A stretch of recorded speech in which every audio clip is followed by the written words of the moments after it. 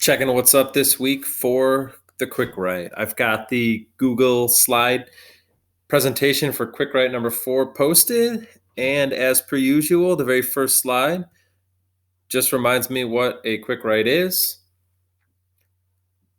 As soon as that pops up, I'm just going to skip right past it. At this point, I've done 3 of them. I'm good.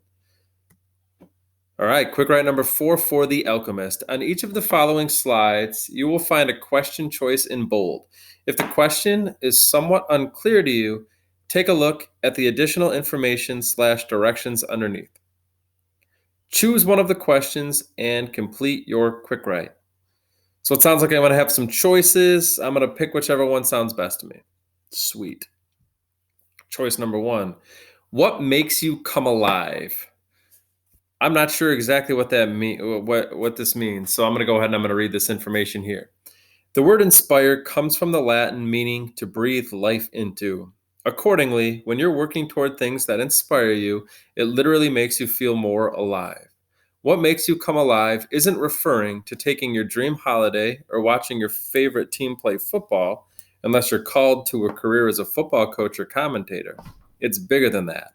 I'm talking about a why that moves up the food chain from being about you to being about something bigger than you. It's about connecting with what you're passionate about, knowing that when you focus your attention on endeavors that put a fire in your belly, you grow your impact and influence in ways that nothing else can. Okay, I think I get what it's asking me. It's asking me, what are the circumstances I'm in when I just feel like things are great.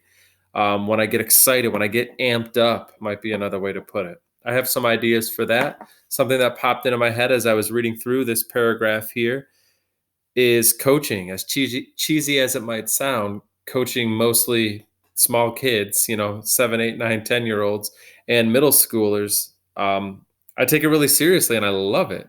If I'm outside on a baseball field on a Sunday, which that's not happening right now, so I miss it immensely, but down at Bowen Park with a group of 8U baseball players and some boys just start pounding the baseball and making some good plays. That's awesome. That makes me feel really good. It makes me come alive, so to speak. So maybe I could write about coaching for this. I could certainly write about teaching. I'm realizing more and more as I sit at home trying to teach that what makes me come alive is teaching in an actual classroom, not from a desk at my house.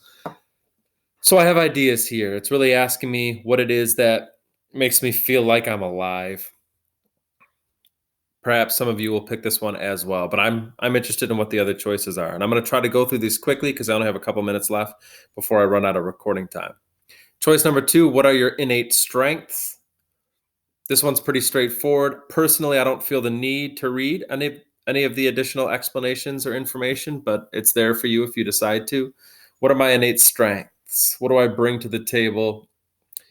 Again, I have some ideas for that. I'm obnoxiously organized, as many of you have grown to realize, especially if you had me last year in English 9 as well, with those big, long, lengthy, organized agendas and the game plan that we try to stick to. Probably one of my strengths as a teacher. There's a lot of items I could write about for this particular one. So maybe I'll choose it, maybe I won't. But the first choice I have, what makes me feel alive? What makes me come alive? The second choice I have, what are my strengths? And choice 3, how will you measure your life? Wow, I'm not sure exactly what that means. I'm going to start reading through this.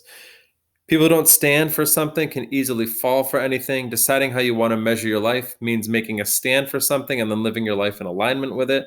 So maybe another way I could think of this one is what do I stand up for? What are the things that I don't make compromises about, where I stand my ground because it's a passionate belief? All right, I like all of these choices. I think I'm going to go with the first one. I'm going to write about what makes me come alive. As per usual, handy dandy notebook. Jonah, what makes you come alive? I, of course, have a 10-minute timer handy. Go. I come alive when, and I'll see you with a second video here soon.